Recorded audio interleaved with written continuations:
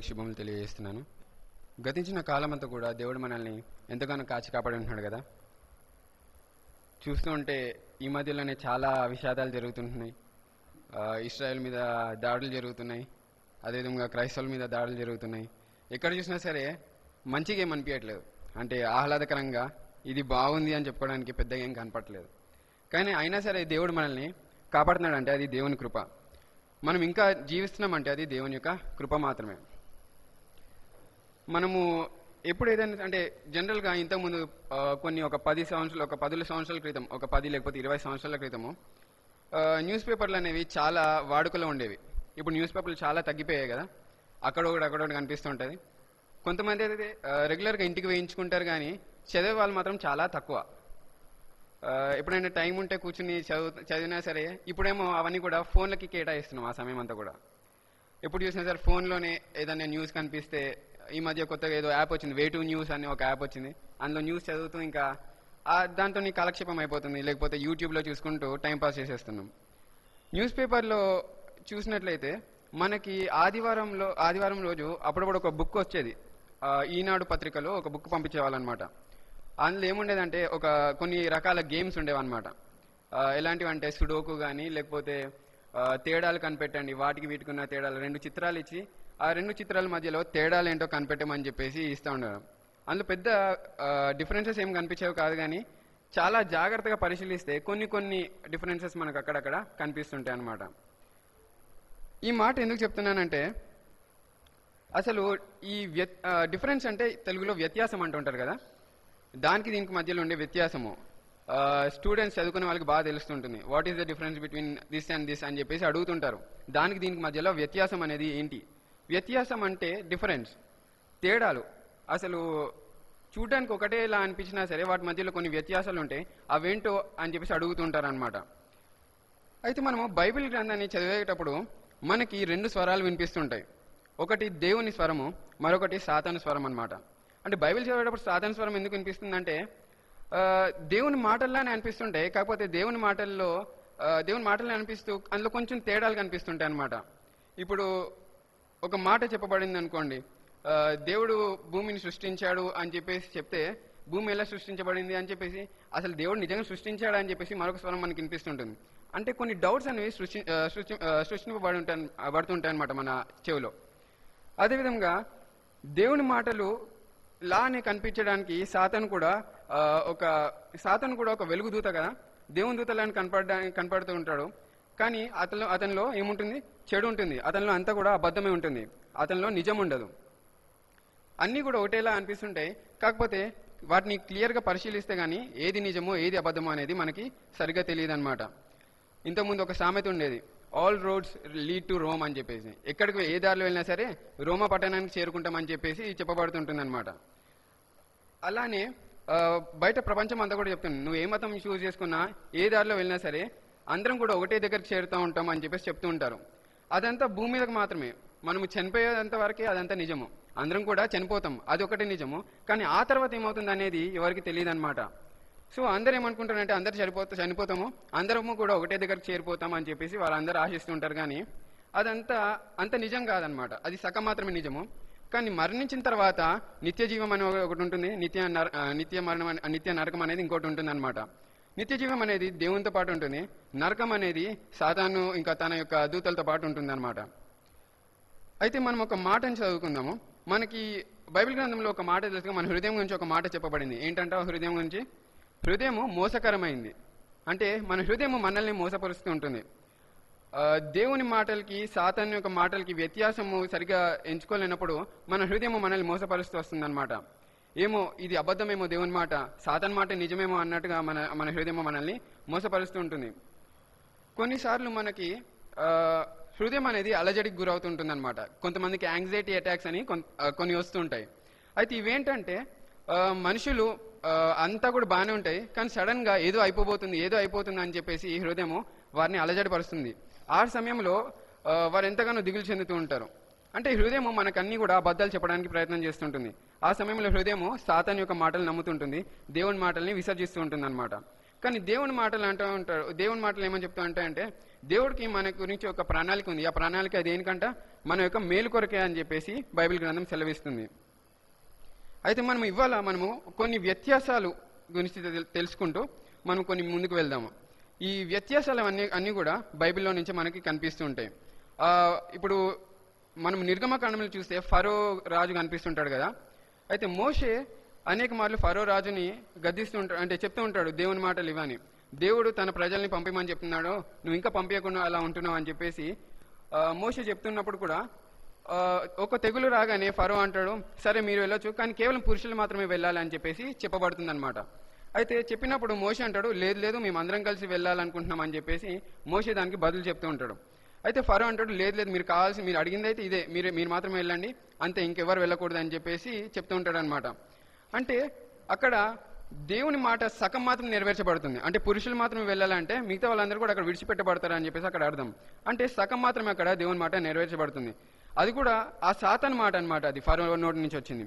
ఆ మాట దేవుని మాటని సంపూర్ణంగా నెరవేర్చట్లేదు, కేవలం సగం మాత్రం నెరవేరుస్తుంది. అంటే ఒకటేలా అనిపించవచ్చు, మీరు పురుషులు వెళ్ళండి అంటే వీళ్ళు వెళ్తున్నారు కదా సరిపోతుందిగా అని చెప్పేసి మనకు అనిపించవచ్చు. కానీ పోనీ ఎట్లీస్ట్ ఏది దొరకకుండా ఇదైతే దొరుకుతుందిగా చాలే అనుకుంటే ఆ రోజు మోషే ఆ ప్రజలందరినీ కూడా బయటికి తీసుకొచ్చేవాడు కాదేమో. కాబట్టి సాతాను కూడా మన హృదయాన్ని మోసపరుస్తూ ఉంటాడు. దేవుని మాటలానే అనిపిస్తూ ఉంటాయి, కాకపోతే అవి సాతాను మాటలని మనము జాగ్రత్తగా అర్థం చేసుకోవాలి. అయితే మొట్టమొదటి వ్యత్యాసం గురించి మనం చూద్దాము.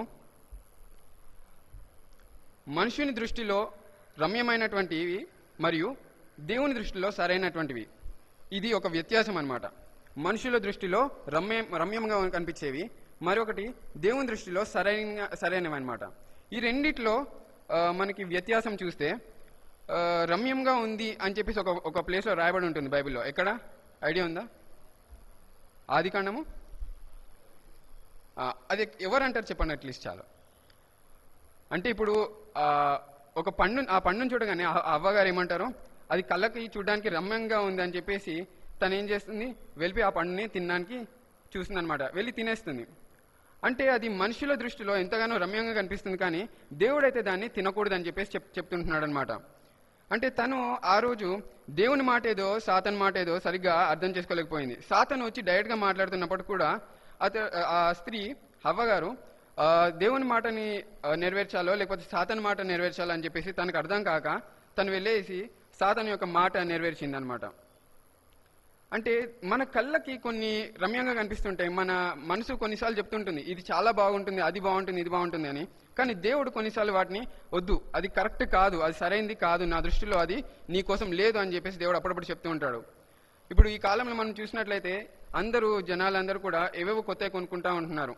అయితే కొనుక్కున్న ప్రతిసారి కూడా అది దేవునికి ఇష్టమైందా కాదా అని చెప్పేసి ఆలోచించడం కంటే వాళ్ళ హృదయం వాళ్ళతో కొన్ని మాటలు చెప్తుంటుంది. అరే ఇది బాగుంటుంది, ఇది నీకు సూట్ అవుతుంది, ఇది చూస్తే అందరు నిన్నే చూస్తూ ఉంటారు, ఇది వేసుకుంటే బట్టలు అనుకోండి, ఈ చొక్కా వేసుకున్న వానికి అందరు నిన్నే చూస్తూ ఉంటారు, చాలా బాగుంటుంది నీకు అని చెప్పేసి హృదయం చెప్తూ ఉంటుంది. కానీ దేవుడు అంటాడు, ఇలా వేసుకుంటే నీ యొక్క సాక్ష్యం పాడైపోతుంది, ఇలాంటివి నువ్వు చేయకూడదు అని చెప్పేసి దేవుడు అప్పుడప్పుడు చెప్తూ ఉంటాడు అనమాట. అయితే మనము ఏ మాట వింటున్నాం? మన యొక్క హృదయము అప్పుడప్పుడు సాతాను మాటను చెప్తూ ఉంటుంది, ఆ మాటను వింటున్నామా, లేకపోతే దేవుడు చెప్పినటువంటి సరైన మాటను మనము వింటున్నామా అని చెప్పేసి మనల్ని ప్రశ్నించుకోవాలి. యవనస్తులు ఉన్నారనుకోండి, ఒక బండిని కొనుక్కుందాం అనుకుంటారు, లేకపోతే ఒక కార్ని కొనుక్కుందాం అనుకుంటారు, ఒక ఇల్లు కట్టుకుందాం అనుకుంటారు, ఏవేవో తీసుకుందాం అనుకుంటుంటారు. ఒక బండి ఉందనుకోండి, అరే ఇది 1000cc బైక్ తీసుకో అని చెప్పేసి మనసు చెప్తుంటుంది. కానీ దేవుడు అంటాడు, ఆ 1000cc బైక్ తీసుకొని నువ్వు ఎక్కడ నడుపుతావు, అంత స్పీడ్ వెళ్ళడానికి నీకు అయినా ఎక్కడ ప్లేస్ ఎక్కడ ఉంది అని చెప్పేసి దేవుడు చెప్తుంటాడు. అంటే దేవుడు సరైన వాటిని సూచిస్తుంటాడు, నీ మనసు మాత్రం అప్పుడప్పుడు నీ యొక్క అంటే సాతాను మాటను వింటూ ఉంటుంది అనమాట. అంటే దేవుని మాటని పక్కకు త్రోసేసి ఈ సాతాను మాట నీకు చెప్పడం జరుగుతుంది అప్పుడప్పుడు నీ హృదయం. అదేవిధంగా దేవుడు చెప్పే ప్రతి మాట కూడా మనకి మేలు కోసమే చెప్తుంటాడు, కానీ సాతాను నుంచి వచ్చే ప్రతి మాట కూడా మనల్ని నాశనంలోకి తీసుకెళ్తుంది.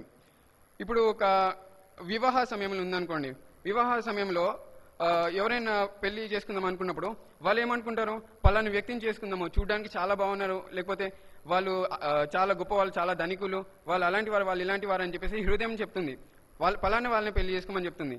కానీ దేవుడు అంటూ ఉంటారు, లేదు ఆ పలాని వ్యక్తి నీకు సరైన వాళ్ళు కాదని చెప్పేసి దేవుడు అప్పుడప్పుడు చెప్తూ ఉంటారు. అంటే దేవుని చిత్తాన్ని అప్పుడు నెరవేరుస్తామా, లేకపోతే మన హృదయాన్ని వెంబడిస్తూ ఉంటామా, మనల్ని మనం చూసుకోవాలన్నమాట. అప్పుడప్పుడు దేవుని వాక్యానుసారంగానే కొంతమంది కనిపిస్తుంటారు, కానీ దేవుడు వారిని వద్దని చెప్తుంటారు. వాక్యంలో చాలా దేవుని పట్ల చాలా శ్రద్ధ కలిగిన వారు ఉన్నారుగా, అయితే దేవుడు వీళ్ళని ఎందుకు వద్దంటారంటే ఏమో దేవుడు అప్పుడప్పుడు వద్దంటుంటారు, ఎందుకో చెప్పలేం మనం. అంటే దేవునికి ఒక ప్రణాళిక ఉంటుంది, ఆ ప్రణాళికాబద్ధంగానే మనము వెళ్లాల్సి ఉంటుంది అనమాట. ఒక ఉద్యోగం ఉందనుకోండి, ఆ ఉద్యోగం చేస్తే అందులో చాలా లంచాలు తీసుకోవాల్సి వస్తుంది, చాలా తప్పులు పనులు చేయాల్సి వస్తుంది. అలాంటి పరిస్థితుల్లో ఉన్నా సరే చాలా డబ్బు వస్తుంది కాబట్టి ఆ పనులు చేయడానికి చాలా మంది వెళ్ళిపోతుంటారు అనమాట. కానీ దేవుడు వాటికి నో అని చెప్తుంటాడు. అదేంటి, డబ్బులు వస్తున్నాయి కదా, ఇంత మంచి స్థాయిలో ఉంటాం కదా, దేవుడు ఎందుకు వద్దంటాడంటే అది దేవుని చిత్తం కాదు. మనకి ఎగ్జాంపుల్ చూస్తే దావీదు భక్తుడు ఉన్నాడు. దావీదు ఏం చేద్దాం అనుకుంటాడు, దేవుని కొరకు ఒక ఇల్లు కడదాం అనుకుంటాడు. కానీ అది దేవుని చిత్తమా? కాదు. దేవుని చిత్తం ఎందుకు కాదంటే అంతే, అది దేవుడు ఒక ప్రణాళిక వేసుకున్నాడు. ఇది దావీదు కట్టకూడదు, దావీదు తర్వాత వచ్చి తన కుమారుడు కట్టాలని చెప్పేసి దేవుడు ఒక ప్రణాళిక వేసుకున్నాడు. కానీ దావీదు ఒకవేళ లేదు నేనే కడతా అని చెప్పేసి వెళ్ళి కట్టాడు అనుకోండి, అది దేవునికి ఇష్టమైన పనేనా? కాదు కదా. కాబట్టి దేవుడు ఖచ్చితంగా దావీదు పట్ల అంత ప్రీతి కలిగి ఉండేవాడు కాదు. కానీ దావీదు దేవుని యొక్క మాటలను అంగీకరించి వెంటనే దేవుని స్తుతించాడనమాట. సరే, నేను కాకపోతే నా కుమారుడైనా దేవుని కొరకు కడతాడు. దేవుడు అంటాడు, నీ హృదయంలో ఆ యొక్క ఆలోచన ఉంది కాబట్టి ఎంతగానో నేను మెచ్చుకుంటున్నానని చెప్పి దేవుడు చెప్తాడు అనమాట. అంటే ఆ ఆలోచన రావడం అనేది చాలా గొప్ప పని అని చెప్పేసి దేవుడు అక్కడ చెప్తుంటాడు.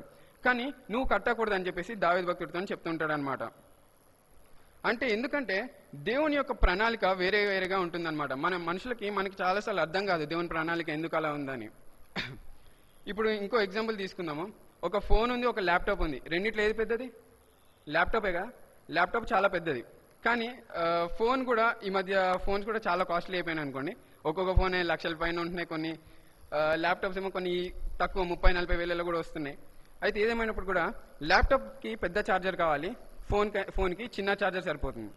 అయితే మన దగ్గర ఫోన్ పెట్టుకుని నాకు శ్రేష్టమైనది కావాలని చెప్పేసి ల్యాప్టాప్ ఛార్జర్లు తెచ్చుకున్నాం అనుకోండి, ఛార్జింగ్ ఎక్కుతుందంటారా? లేదు కదా. ఎందుకు ఎక్కదు? అది దానికోసం సూట్ కాదు, అంతే. అది దేవుడు దాన్ని, అంటే మనిషి అక్కడ సృష్టించిన వాడు దానికోసం సృష్టించలేదు. ఫోన్కి ఫోన్ ఛార్జర్ని సృష్టించాడు, ల్యాప్టాప్కి ల్యాప్టాప్ ఛార్జర్ని సృష్టించాడు అనమాట. దేన్ని దానికే వాడాలి. దేవుడు ఒక ప్రణాళిక వేశాడు, ఇది దీనికి, ఇది నీకు, ఇది నీకు, అది నీకు ఆ బండి, నీకు ఈ బండి అని దేవుడు ఆల్రెడీ సృష్టించాడు. దేవుడు ఆల్రెడీ సెలెక్ట్ చేసి పెట్టాడు. నువ్వు కాదని చెప్పేసి వేరే సెలెక్ట్ చేసుకున్నావు అనుకోండి, అది ఇప్పుడు మనకి ల్యాప్టాప్ ఛార్జింగ్ ఎక్కనట్టుగానే మనం కూడా మనం జీవితంలో ముందుకి వెళ్ళలేమన్నమాట. మనం ఒక మాట చూసుకుందాము. సమూయేలు మొదటి గ్రంథం చూద్దాము, 15వ అధ్యాయం 15వ వచనం. సమూయేలు మొదటి గ్రంథము 15వ అధ్యాయము 15వ వచనం.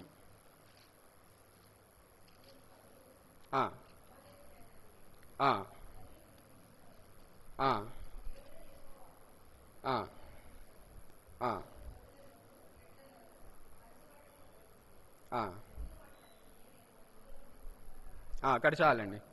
అక్కడ సౌలుకి దేవుడేమని చెప్తాడంటే, నువ్వు వెళ్ళి అమలేకి వెళ్ళి సంపూర్ణంగా నాశనం చేసి అక్కడ ఏ జీవి కూడా అక్కడ ఉండడానికి వీల్లేదని చెప్పేసి దేవుడు చెప్తూ ఉంటాడు. అయితే సౌలు ఏం చేస్తుంటాడంటే అక్కడ ఉన్నటువంటి శ్రేష్టమైన వాటిని, కళ్ళకి ఏదైతే మంచిగా కనిపించిందో వాటిని మాత్రము మిగిలి చేసి తీసుకొస్తూ ఉంటాడు. అంటే దేవుని మాట ఏమో సంపూర్ణంగా నాశనం చేయమని చెప్తుంది, కానీ పక్క నుంచి ఒక సాతాను మాట వచ్చింది. ఏంటంటే నువ్వు ఇవి శ్రేష్టంగా ఉన్నాయిగా, వీటిని తీసుకెళ్ళు, నువ్వు నీకోసం వాడుకోకు, దేవుని కోసమే వాడు అన్నట్టుగా చెప్తూ ఆ మాటకి సౌలు లోబడిపోయి ఉంటున్నాడు అనమాట. ఎలా ఉందంటే ఇది, నువ్వు లంచం తీసుకో, కానీ నీకోసం వాడగానే చందాగా వేసేది, లేకపోతే దేవునికి ఆఫరింగ్ వేసేసి అన్నట్టుగా ఉందన్నమాట. సో అటువంటి పరిస్థితి మనకు అక్కడ సౌలు విషయంలో కనిపిస్తుంటుంది. సౌలు దేవుని మాట కంటే అక్కడ తన హృదయంలో నుంచి వచ్చినటువంటి సాతాను మాటకి ఎక్కువ విలువేస్తుంటాడు అనమాట. 22వ వచనం చూద్దాం. అక్కడ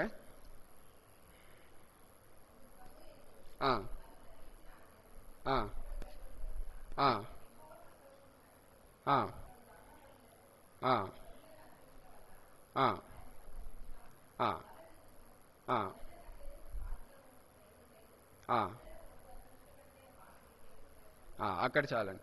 అక్కడ చూస్తున్నాం కదా, దేవుడి మాకు ఏమేమని సెలవిస్తుంది. దేవుని మాట వినడం కంటే ఏది శ్రేష్టమో కాదు. నువ్వు బలి అర్పించుకో, లేకపోతే కానుకలు వేయి, ఏదైనా చెయ్యి, పాటలు పాడు, ఏదైనా చెయ్యి, కానీ దేవుని మాట వినడం కంటే ఏది కూడా శ్రేష్టమైంది కాదు. దేవుడు నీకోసము సరైనది ఒకటి నియమించి పెట్టాడు, దానికంటే నువ్వు నీ ఒక సొంత ఆలోచనలు వాడకు అని చెప్పేసి దేవుడు చెప్తుంటాడు అనమాట. ఇక్కడ మనం చూసినట్టుగానే సౌలు కూడా దేవుని మాటకు వ్యతిరేక దిశలో ప్రయాణిస్తూ, అంటే దేవుని కోసమే చేస్తున్నా అనుకున్నాడు. తన హృదయం ఎలా ఉందో మనకు తెలియదు, కానీ దేవుని కోసమే చేస్తున్నా అనుకున్నాడేమో, కానీ అది దేవుని యొక్క చిత్తము కాదు. అనేక మార్లు మనం కూడా దేవుని యొక్క చిత్తం అనుకుంటూనే మనము వెళ్తుంటాం, కానీ అనేక మార్లు మనము పడిపోతూ ఉంటాము. దేవుని చిత్తం అది చాలాసార్లు అది కాదనమాట. కొరింథీయులకు రాసిన మొదటి పత్రిక చూద్దాం ఒకసారి. కొరింథీయులకు రాసిన మొదటి పత్రిక 2వ అధ్యాయం 9వ వచనం.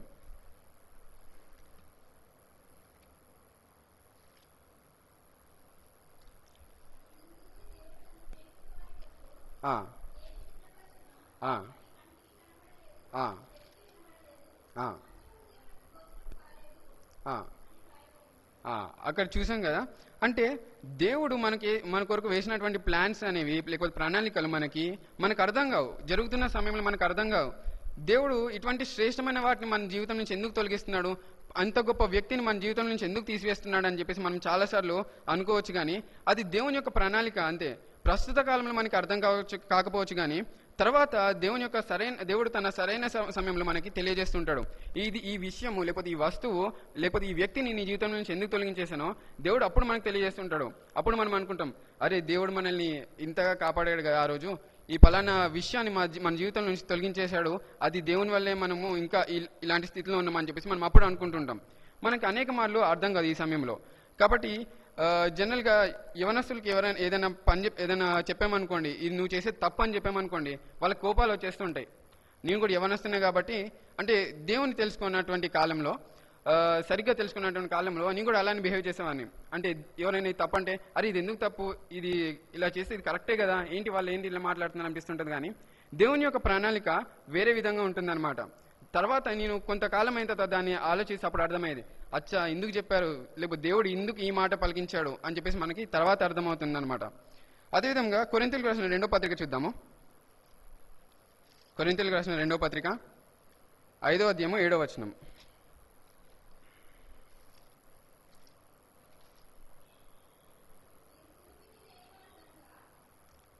కొరింథీయులకు రాసిన 2వ పత్రిక చదువుతున్నా. ఆ,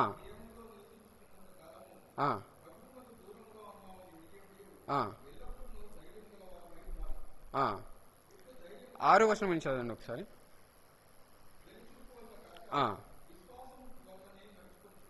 అది చాలండి. ముఖ్యంగా ఇంగ్లీష్ వర్షన్లో 7th వర్షన్ ఉంది, సో అలా కన్ఫ్యూజ్ అయింది.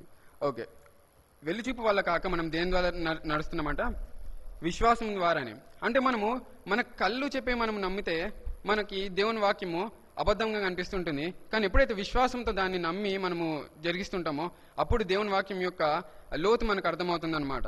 అంటే జరిగేవి కూడా మనకి చాలాసార్లు అర్థం కాకపోవచ్చు, కానీ మనం విశ్వాసంతో ఎప్పుడైతే దాన్ని జరిగిస్తుంటామో దాని యొక్క పంటను మనము కోస్తుంటాము. ఇది మొదటి వ్యత్యాసము. ఈ వ్యత్యాసం ఏంటి, మన దృష్టిలో శ్రేష్టమైనవి మరియు దేవుని దృష్టిలో సరైనవి. ఏది మనం ఎన్నుకోవాలి, దేవుని దృష్టిలో సరైనవి మనము ఎన్నుకోవాల్సిన వారమై ఉంటున్నాము. అయితే రెండో వ్యత్యాసం దగ్గరికి వద్దాము. రెండో వ్యత్యాసం ఏంటంటే శ్రమ. ఎన్ని రకాల శ్రమ ఉంటుందంటే 2 రకాల శ్రమల గురించి మనం చూద్దాం. ఇంగ్లీష్లో శ్రమని పెయిన్ అంటూ ఉంటారు. సో ఫస్ట్ది pain of discipline. Pain of discipline అంటే ఏంటి, మనము డిసిప్లిన్ నేర్చుకునేటప్పుడు లేకపోతే ఏదైనా ఒక ట్రైనింగ్ గుండా వెళ్ళేటప్పుడు మనకి బాధ కలుగుతుంది, శ్రమ కలుగుతుంది, నొప్పి కలుగుతుంది, కానీ దాన్ని పూర్తి చేయాల్సిందే. ఇంకోటి ఏంటంటే పెయిన్ ఆఫ్ రిగ్రెషన్, లేకపోతే పని పూర్తి చేయనప్పుడు మనకు కలిగే బాధ గురించి కూడా మనం ఇక్కడ చూద్దాం అనమాట. ఈ రెండింటి మధ్యలో వ్యత్యాసం మనము చూద్దాం. అయితే శ్రమ ఎప్పుడు కలుగుతుంది, ప్రతి ఒక్కరికి శ్రమ ఉంటుంది కదా, శ్రమ లేని వారు అంటూ ఎవరు మనకు కనిపించరు. ఏదో ఒక సమయంలో ఏదో ఒక విషయం వల్ల మనకి శ్రమ కలుగుతుంది, ఏదో ఒక విషయం వల్ల మనకి బాధ కలుగుతుంది. మనకి ఈ సమయంలో ఏ బాధ లేదురా అనుకున్న మరుక్షణమే ఏదో ఒక బాధ వచ్చి నెత్తి మీద పడుతుంది, అంతే ఎంతగానో కృంగిపోతుంటాం. అరే ఎందుకురా ఇలా అయిందని చెప్పేసి చాలాసార్లు అనుకుంటుంటాం. చాలా ఒక వారము ఇలా హ్యాపీగా ఉన్నాను అనుకున్నాను కూడా ఉండదు. మనకి ఏదో ఒక రకమైన సమస్య మన జీవితాలకి వస్తూ ఉంటుంది. కానీ అయినా సరే ప్రతి ఒక్క క్రైస్తవుడు కూడా దేవుని మీద భారం వేసి ముందుకు వెళ్ళిపోతుంటాడు. అయితే ఈ యొక్క సమాజంలో, ఈ ప్రస్తుతం ఉన్నటువంటి జనరేషన్లో ప్రతి ఒక్కరు కూడా ఈ రెండు రకాలైన శ్రమలను అనుభవిస్తుంటాడు, పెయిన్ ఆఫ్ డిసిప్లిన్ మరియు పెయిన్ ఆఫ్ రిగ్రెషన్. అయితే చూద్దాము, హెబ్రీయులకు రాసిన పత్రిక 12వ అధ్యాయం 11వ వచనం చూద్దాం ఒకసారి. హెబ్రీయులకు రాసిన పత్రిక 12వ అధ్యాయం 11వ వచనం.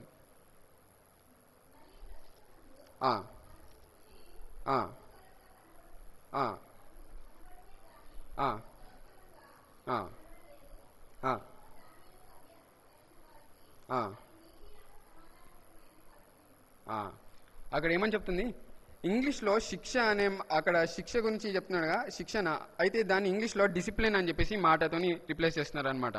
అంటే ఈ ప్రస్తుత కాలంలో ఏ డిసిప్లిన్ కూడా మనకి మంచిగా అనిపించదు, మనకి ఆయాసకరంగానే అనిపిస్తుంటుంది, మనకి బాధనే తీసుకొస్తుంది. కానీ అది ఎప్పుడైతే మనము ఆ బాధను అనుభవించుకుంటూ దేవునితో పాటు నడుస్తామో ఆ డిసిప్లిన్ మనకి ఏమిస్తుందంట, ఒక ఆ, ఆ, ఒక సమాధానకరమైన ఫలమును మనకి ఇస్తుందని చెప్పేసి బైబిల్ గ్రంథము సెలవిస్తూ ఉంటుంది. అయితే చాలా మంది ఇటువంటి డిసిప్లిన్ నుంచి తప్పిపోవడానికి, అంటే తప్పించుకోవడానికి ఏదేదో కొన్ని అడ్డదారులు వెతుకుతూ ఉంటారు. ఎగ్జామ్ రాయాలంటే చదువుకోవాలి, చదువుకుని పాస్ అవ్వరా అంటే అడ్డదారి వెతుక్కుంటే స్లిప్పులు పెడతాము, లేకపోతే పక్కన కాపీ కొడతామని చెప్పేసి అటు ఇటు వెళ్తూ కొన్ని పాపం మార్గాల్ని చూస్ చేసుకుంటూ ఉంటారనమాట. ఎలా అంటే మనకి తప్పిపోయిన కుమారుడు కనిపిస్తుంటాడుగా లూకాసు వార్తలో 15వ అధ్యాయంలో. ఆ తప్పిపోయిన కుమారుడు కూడా తండ్రి యొక్క బోధలో శిక్షణలో నడుచుకోరా అంటే తనకు అది నచ్చక ఏం చేస్తుంటున్నాడు, నేను నా తండ్రి వద్ద నుంచి పారిపోతానని చెప్పేసి లోకంలోనికి పారిపోతుంటాడు అనమాట. అది తను చేసినటువంటి పాపంగా మనం అక్కడ చూడొచ్చు. అయితే స్టార్టింగ్లో ఆ పాపము చాలా బాగానే అనిపించింది. వెళ్ళాడు, వేరే దేశానికి వెళ్ళాడు, చాలా హ్యాపీగానే బ్రతుకుతున్నాడు. కొంతకాలానికి డబ్బు తరిగిపోతూ వస్తుంది. అప్పుడు కొంచెం కన్ఫ్యూజ్ అవుతూ వచ్చాడు, అరే డబ్బులు తరిగిపోతున్నాయి ఏంటి, ఏమన్నా మరి డబ్బులు ఎలా రావాలి అని చెప్పేసి ఆలోచించి ఉండొచ్చు. కానీ తను దానికోసం ఏం చేయలేదు. తర్వాత కొంతకాలానికి అరే నా బ్రతికేంటి ఇలా అయిపోయింది అని చెప్పేసి అనుకుంటాడు. ఆఖరికి వచ్చేసరికి పందుల పొట్టు కూడా దొరకక అరే ఇంకా అయిపోయింది, నా బ్రతికంతా అయిపోయింది అని చెప్పేసి తను అనుకోవడానికి వచ్చిందనమాట. మనం కూడా చాలాసార్లు దేవుడు ఇచ్చినటువంటి డిసిప్లిన్ని చూస్ చేసుకోకుండా అడ్డమైన దారిలోకి వెళ్తుంటే మన జీవితాలు కూడా అలానే అవుతుంటాయి. స్టార్టింగ్లో బాగానే అనిపిస్తుంటుంది, దేవుడు దగ్గర నుంచి ఇలా పారిపోయాను కదా, హ్యాపీగానే ఉన్నాను కదా అనిపిస్తుంది. తర్వాత చూస్తే అరే కొంచెం ఏదో తేడాగా అనిపిస్తుంది ఏంటి అని చెప్పేసి మనకు అనిపిస్తుంది. తర్వాత చూస్తే మన లైఫ్ అంతా కూడా అయిపోయింది కదరా, ఇంకేం లేదు మన జీవితంలో, మన చేతిలో ఏం లేదు, ఇంకా మన పని అయిపోయింది అనిపిస్తుంటుంది. కానీ మనము అదే లూకాసు వార్తలో అక్కడ మనం గమనిస్తే అక్కడ ఆ తప్పిపోయినటువంటి కుమారుడు ఏం చేస్తాడంటే మరలా తండ్రి దగ్గరికి తిరిగి రావడానికి ప్రయత్నం చేస్తూ ఉంటాడు అనమాట. మొట్టమొదటిగా పెయిన్ ఆఫ్ డిసిప్లిన్ నుంచి పారిపోయాడు ఆ కుమారుడు. తర్వాత తనకి ఏమొచ్చిందంటే పాపం చేయడం వల్ల వచ్చినటువంటి శ్రమ అనమాట, పెయిన్ ఆఫ్ రిగ్రెషన్. అరే ఎందుకురా ఈ తప్పు చేశాను అని చెప్పేసి మనకి అనిపిస్తుంటుంది అనమాట. ఆ టైంలో ఏమనిపిస్తుందంటే మనకి చేతులు కాలక ముందే ఆకులు పట్టుకుంటే ఎంత బాగుండేదిరా, ఇప్పుడు అంతా అయిపోయింది నా జీవితం అన్నట్టు అనిపిస్తుంటుంది అనమాట. కానీ అక్కడ తప్పిపోయినటువంటి కుమారుడు ఏం చేస్తున్నాడంటే నేను మరలా నా తండ్రి దగ్గరికి వెళ్తాను అని చెప్పేసి చెప్తుంటున్నాడు అనమాట. అనుకుని మళ్ళా తండ్రి దగ్గరికి వెళ్తాడు. అయితే సామెతల గ్రంథంలో మనకు ఒక మాట ఉంటుంది, నేను నా యొక్క శిక్షకుల యొక్క లేకపోతే బోధకుల యొక్క మాటను ఎందుకు తిరస్కరించాను అని చెప్పేసి మనం తర్వాత బాధపడతాం అన్ని పాపాలు అయిపోయిన తర్వాత అని చెప్పేసి చెప్పబడుతుంది అనమాట. అయితే ఆఖరిగా ఈ యొక్క తప్పిపోయినటువంటి కుమారుడు మరలా తండ్రి దగ్గరికి వస్తూ ఉంటాడు. వచ్చిన తర్వాత తండ్రి ఏం చేస్తుంటాడు, తండ్రి అంటే ఇతను ఏమనుకుంటాడంటే వెళ్ళి నా యొక్క తండ్రి దగ్గర ఒక పనివాడుగానైనా ఉందామని చెప్పేసి వెళ్ళిపోతుంటాడు. ఈ సమయంలో మనం ఎప్పుడైతే మనం పాపం చేసిన తర్వాత మరలా తిరిగి వస్తామో దేవుని దగ్గరికి, మనం కూడా ఏమనుకుంటామంటే బహుశా దేవుడు మనల్ని ఇంకా ఎప్పుడు తీసుకోవడమో, మనము పాపంలో ఉన్నాము, ఇంకా ఇంపాసిబుల్ అనిపిస్తుంటుంది అనేక మార్లు. దేవుని దగ్గరికి తిరిగి రావడం అనేది మనుషులకి ఇంపాసిబులే ఆఫ్ కోర్స్, కానీ దేవుని దగ్గర సమస్తము సాధ్యమే. దేవుడు మనల్ని తిరిగి తీసుకోవడానికి ఇష్టపడుతున్నాడు. ఎలా అంటే యేసుక్రీస్తు ప్రభువారిని మన కొరకు పంపించడం ద్వారా. అయితే మరలా ఎప్పుడైతే దేవుని దగ్గరికి వస్తామో మనం ఖచ్చితంగా మళ్ళా ఏ శ్రమ అనుభవించాలంటే పెయిన్ ఆఫ్ డిసిప్లిన్. మరలా దేవుడు మనం ఎప్పుడైతే దేవుని దగ్గర నుంచి పారిపోతామో మనకి పాపం వల్ల వచ్చే శ్రమ కలుగుతుంది. కానీ మరలా ఎప్పుడైతే దేవుని దగ్గరకు వస్తామో అప్పుడు మరలా దేవుడు మనల్ని డిసిప్లిన్ చేయడానికి ప్రయత్నం చేస్తుంటాడు. దేవుడు మనకి మరలా డిసిప్లిన్ బోధిస్తుంటాడు. మరలా నువ్వు ఇదే పని చేయి, మరలా నువ్వు నా దగ్గరికి రా, మరలా నువ్వు నా దగ్గర కూర్చొని నేర్చుకో, కష్టంగానే ఉంటుంది కానీ నా దగ్గర నేర్చుకో అని చెప్పేసి దేవుడు చెప్తూ ఉంటాడు. సో మళ్ళీ ఎప్పుడైతే మనం ఆ యొక్క డిసిప్లిన్ని ఫాలో అవుతామో, కష్టమైనా సరే దాన్ని కంప్లీట్ చేస్తామో, ఎప్పుడైతే మనం ట్రైనింగ్లో సఫలం అవుతామో అప్పుడు మనకి పెయిన్ అనేది పోతుంది, మనకి శ్రమ అనేది వెళ్ళిపోతుంటుంది. ఎలా అంటే ఇప్పుడు ఒక చల్లటి నీళ్ళతో స్నానం చేస్తున్నారు అనుకోండి, ఎవరైనా మొదటి రోజు స్నానం చేశాడు చల్ల నీళ్ళతోని, కొంచెం బాధ కలుగుతుంది. రెండో రోజు అది ఇప్పుడు చన్నీళ్ళతో స్నానం చేయాలరా అని చెప్పేసి భయపడుతుంటాడు. మూడో రోజు కొంచెం బాధ కలుగుతుంది, కొంచెం తగ్గుతుంది ఆ బాధ. నాలుగో రోజు ఇంకా అలా ఒక వారం రోజులు అయిపోయింది అనుకోండి, ఇంకా తనకి ఏమనిపిస్తుంది, ఆ యొక్క బాధ ఉంటుందా, చన్నీళ్ళతో స్నానం చేయాలని చెప్పేసి అనుకుంటాడా, ప్రతిరోజు చేసేదే కదా అని చెప్పేసి తను ఇంకా ముందుకు వెళ్ళిపోతుంటాడు అనమాట. ఇది కూడా అలానే మనం ఎప్పుడైతే డిసిప్లిన్లో ఉండడానికి ప్రయత్నం చేస్తామో స్టార్టింగ్లో బాధాకరంగానే ఉండొచ్చు, కానీ తర్వాత దేవుడు మెల్లిమెల్లిగా మన యొక్క డిసిప్లిన్ లైఫ్ని, మనలో ఉన్న ఆ యొక్క పెయిన్ని దేవుడు తొలగిస్తాడనమాట. అప్పుడు కేవలం డిసిప్లిన్ మాత్రమే ఉంటుంది. అప్పుడు మనం ఎలా ఉంటామంటే తిమోతికి రాసిన 2వ పత్రిక చూద్దాము. తిమోతికి రాసిన 2వ పత్రిక 4వ అధ్యాయము 7-8 వచనములు చూద్దాం.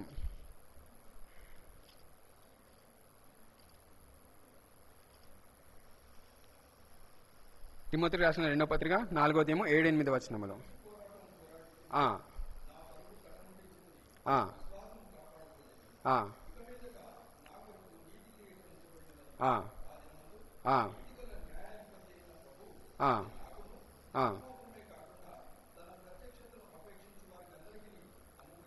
ఆ ఇక్కడ చాలండి. ఈ మాటలు ఎవరు పలుకుతున్నారో?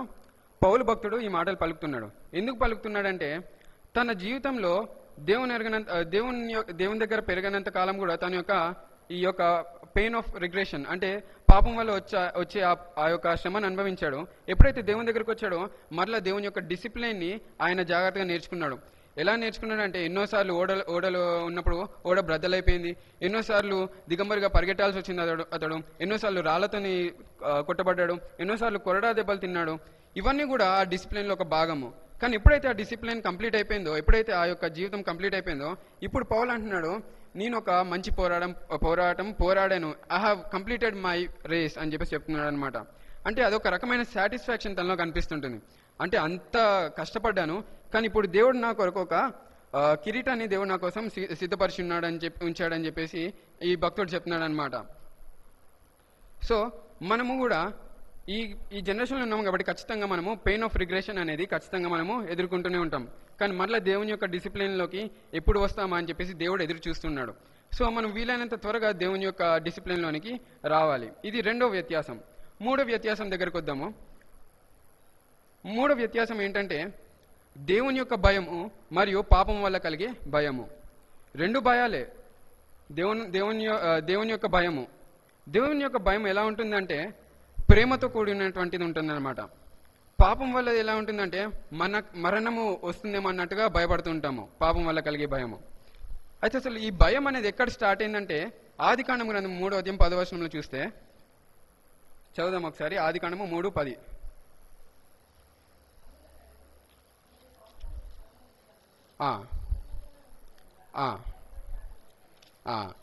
బైబిల్లో మనకి కనిపించేటటువంటి భయము ఇక్కడి నుంచే స్టార్ట్ అవుతుందన్నమాట.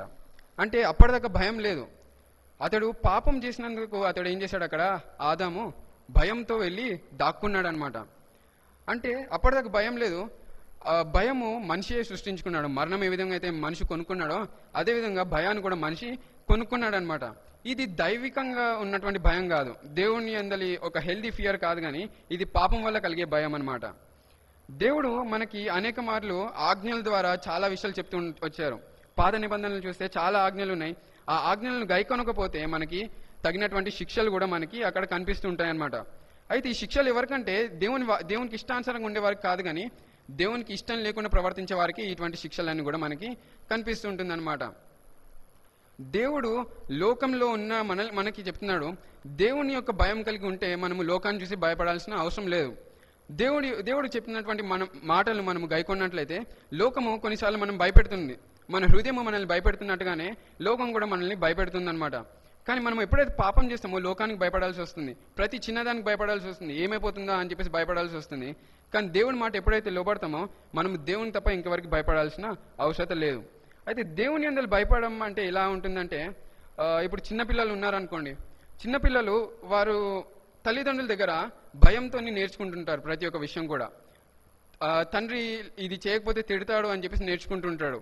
కానీ ఎప్పుడైతే వాడు పెద్దవాడు అవుతాడో వాడికి అర్థమవుతుంది, తండ్రి ఇది ఎందుకు వద్దన్నాడు, పలానా పని చేయమని ఎందుకన్నాడు, పలానా పని చేయొద్దని ఎందుకన్నాడు, ఎందుకు నన్ను రోజు స్కూల్కి పంపిస్తున్నాడు, స్కూల్కి వెళ్ళాలంటే నాకు అసలు ఇష్టం లేదు, ఎందుకు తండ్రి నన్ను పంపిస్తున్నాడు అని చెప్పేసి అప్పుడు పిల్లవాడు అర్థం చేసుకుంటాడు. ఒకవేళ నేను స్కూల్కి వెళ్ళకపోయానంటే ఇట్లా ఇష్టం వచ్చినట్టు తిరిగేవాడిని, రోడ్ సైడ్ వెళ్ళేవాడిని ఉండేవాడిని అని చెప్పేసి వాడికి అర్థమయ్యేది. కాబట్టి పెద్దవాడు అయిన తర్వాత వాడికి అర్థమవుతుంది అనమాట, దేవుడు లేకపోతే తండ్రి ఎందుకు ఈ యొక్క పని చేయించాడు అని చెప్పేసి తనకు అర్థమవుతుంది. ఎప్పుడైతే తన తల్లిదండ్రులు ఎప్పుడైతే ముసలి వాళ్ళు అయిపోతారో, ఇప్పుడు కుమారుడు భయపడతాడా తల్లిదండ్రులకి? లేదు, భయపడాడు. కానీ అంటే భయం కాదు, కానీ గౌరవిస్తూ ఉంటాడు. చిన్నప్పటి నుంచి నన్ను పోషించాడు నా తండ్రి లేకపోతే నా తల్లి నన్ను పోషించారు, కాబట్టి నేను వారిని ప్రేమించాలి, వారిని ప్రేమిస్తూ వారిని నేను జాగ్రత్తగా చూసుకోవాలని చెప్పేసి కుమారుడు ఫీల్ అవుతుంటాడు అనమాట. అయితే అదేవిధంగా మనం కూడా దేవుని విషయంలో దేవుడు మనల్ని కొట్టేస్తాడు, తిట్టేస్తాడు, లేకపోతే చంపేస్తాడని మనం భయపడడం కంటే, దేవుడు మనల్ని ఇంతగా ప్రేమించాడు కదా, ఇంతగా ప్రేమించాడు, ఇంతగా మనల్ని పోషిస్తూ వచ్చాడు, మనం తప్పులు చేసినా సరే క్షమిస్తూ వచ్చాడు, ఇంతగా మన కోసం తన యొక్క ప్రాణాన్ని కూడా అర్పించాడు. కాబట్టి నేను ఆయన్ని ఒక రెస్పెక్ట్ ఇవ్వాలి, ఆయనకి ఒక హెల్దీ ఫియర్ కలిగి ఉండాలి, ఆయన్ని ప్రేమించాలి అని చెప్పేసి మనం భావించాలని చెప్పేసి మనం ఇక్కడ చూడవచ్చు. మనము ఆ కుమారుడు వల్ల ఎప్పుడైతే తన తల్లిదండ్రులు ముసలి ప్రాయంలో తను ఎలా అయితే తన తల్లిదండ్రులు ప్రేమిస్తాడో, మనం కూడా దేవుని విషయంలో అలానే మనము దేవుని ప్రేమించాలి, దేవునికి కావాల్సినటువంటి రెస్పెక్ట్ ఇవ్వాలి అని చెప్పేసి మనం ఇక్కడ చూడవచ్చు. అంటే దేవుని యొక్క భయం ఎప్పుడు ఉండదంటే, ఎప్పుడైతే దేవుడు మనల్ని, అంటే కొన్నిసార్లు మనము ఒంటరిగా ఉంటాం, ఆ సమయంలో దేవుడు మనల్ని ఏం చేయలేడు అని చెప్పేసి మనకు అనిపిస్తుంటుంది. ఇప్పుడు నేను ఈ గదిలో ఉన్నాను, నేను ఏం చేసిన సరే ఎవరు చూడరు, దేవుడు కూడా నేను ఈ గది నుంచి బయటికి వెళ్ళేంత వరకు దేవుడు నన్ను ఏం చేయలేడు అని చెప్పేసి మనకు అనిపిస్తుంటుంది. కానీ దేవుడు ఎక్కడి నుంచి అయినా సరే నీకు పనిష్మెంట్ తీసుకురాగలడు, దేవుడు నీకు ఎక్కడి నుంచి అయినా భయాన్ని తీసుకురాగలడు. ఆ విషయం మనము బాగా జ్ఞాపకం ఉంచుకోవాలన్నమాట. అయితే మనం ఏదైనా పని చేసేటప్పుడు, దేవునికి విరోధంగా ఏదైనా పాపం చేసేటప్పుడు ఎలా ఉండాలంటే, ఈ పని చేస్తే దేవుడు నన్ను శిక్షిస్తాడన్న భయం ఉండాలి, అందుకంటే ఎక్కువ ఈ పని చేస్తే దేవుడు బాధపడతాడనే అనే యొక్క విషయం మనము అర్థం చేసుకోవాలన్నమాట. అంటే అనేక మార్లు పరిశుద్ధాత్మ దేవుడు మనల్ని బట్టి దుఃఖిస్తూ వచ్చాడు. మనం చేసే ప్రతి పాపం కూడా దేవుని మనకి విరోధిగా చేసినప్పుడు కూడా, ఎన్నోసార్లు దేవుడు మనల్ని శిక్షించినప్పుడు కూడా అది దేవుని ఎంతగానో బాధ పెడుతుందని చెప్పేసి మనము అర్థం చేసుకోవచ్చు అనమాట. కాబట్టి మనము లోకము మన పాపం వల్ల కలిగే భయం కంటే దేవుని అందరి ప్రేమ మనము ఎక్కువగా కలిగి ఉండాలన్నమాట. దేవుడు అంటే ఒక హెల్దీ ఫియర్ కలిగి ఉండాలి, దేవుడు అంటే భయం కలిగి ఉండాలి, ఒక గౌరవం ఇస్తూ దేవుడు ఈయన మా దేవుడు అని చెప్పేసి మనం అర్థం చేసుకుంటూ దేవుణ్ణి మనం ఆరాధించాలన్నమాట. ఇది దేవుడు మనం ఎందుకు దేవుని ప్రేమించాలంటే, దేవుడు మనల్ని ముందుగా ప్రేమించాడు కాబట్టి. మనకి యోహాను సువార్త 3:16 తెలుసు కదా, దేవుడు లోకంను ఎంతో ప్రేమించాను. ఎందుకంట దేవుడు ప్రేమించి ఏం చేశాడు, ప్రేమించాలి వదిలేలేడు, కానీ దేవుడు ఏం చేశాడంటే తన కుమారుని కూడా పంపించాడనమాట. పంపించి ఆయన కుమారుని విశ్వాసం ఉంచి ప్రతివాడు కూడా నశింపక నిత్య జీవం పొందాలని చెప్పేసి దేవుడు ఆయన కుమారుని పంపించాడు. అయితే మనం ఒక ప్రశ్న వేసుకోవాలి. ఒకసారి 139వ కీర్తన చూద్దామా? 139వ కీర్తన 23-24 వచనాలు చూద్దాం.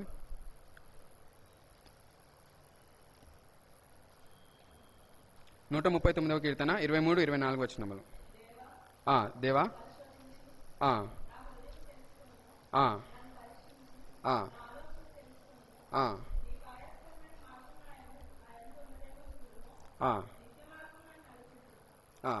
అక్కడ భక్తుడు అంటున్నాడు, దావీదు భక్తుడు అంటున్నాడు, దేవా నీకు ఆయాసకరమైన ఏమైనా పని నాలో ఉందేమో, నీకు ఆయాసకరమైన క్రియ నేను ఏమైనా చేస్తున్నానేమో, నీకు ఇష్టం లేని పని ఏమైనా చేస్తున్నానేమో, దీన్ని బట్టి నువ్వు బాధపడుతున్నావేమో, దాన్ని నా నుంచి తొలగించు అని చెప్పేసి దావీదు భక్తుడు చెప్తున్నాడు అనమాట. అంటే మనల్ని మనం పరీక్షించుకోవాలి ఈ సమయంలో. దేవా నీకు విరోధంగా ఏమైనా తప్పు చేస్తున్నానేమో, నీకు ఆయాసకరంగా నీకు బాధ కలిగించే విధంగా నేనేమైనా చేస్తున్నామేమో అని చెప్పేసి మనం దేవుని దగ్గర ప్రార్థన చేసి ఒప్పుకోవాలన్నమాట. అంటే దేవుడు మనకు తెలియజేస్తున్నాడు, దేవుడు ఆయన్ని ఒక భయంకరంగా చూడడం కంటే దేవుడు ఒక ప్రేమస్వరూపిగా చూడడమే మనకి చాలా మంచిది. దేవుడు మనల్ని ప్రేమిస్తున్నాడు కాబట్టి మనం దేవునికి బాధ కలిగించకుండా మనము దేవుని దగ్గర మనం జాగ్రత్తగా నడుచుకోవాలి. మనల్ని మనమే ప్రశ్నించుకోవాలి, దేవా నీకు ఆయాసకరమైన మార్గం ఏమన్నా నాలో ఉందేమో చూడు అని చెప్పేసి ప్రశ్నించుకుంటూ మనల్ని మనము సరి చేసుకోవడానికి సిద్ధపడాలన్నమాట. అయితే ఈ 3 వ్యత్యాసాలు చూసాం కదా. మొట్టమొదటిది ఏంటి, మనకి మనుషుల దృష్టిలో రమ్యంగా కనిపించేవి మరియు దేవుని దృష్టిలో సరైనవి, అది మొదటి వ్యత్యాసము. రెండోది డిసిప్లిన్ వల్ల కలిగే శ్రమ, తర్వాత పాపం వల్ల కలిగే శ్రమ, ఇది రెండో వ్యత్యాసము. మూడో వ్యత్యాసం ఏంటంటే దేవుని యందలి భయము మరియు పాపం వల్ల కలిగే భయము. అయితే దేవుడు మనకి ఇవాళ తెలియజేసి ఉంటున్నాడు, మనము దేవుని దృష్టిలో మంచి క్రియలు చేస్తే, దేవునికి ఇష్టానుసరమైన సరైన వాటిని ఎన్నుకుంటే అది దేవుని చిత్తము నెరవేరుస్తాం అన్నమాట. అప్పుడు మనం ఎప్పుడైతే దేవుని యొక్క మాట వింటామో దేవుని యొక్క డిసిప్లిన్లోనికి మనము వస్తూ ఉంటాము. తర్వాత దేవుని యొక్క భయం కలిగినప్పుడు మనము దేవుణ్ణి ప్రేమిస్తూ ఉంటాం అన్నమాట. 3 విషయాలు మనం తెలుసుకున్నాము. దేవుని చిత్తము, దేవుని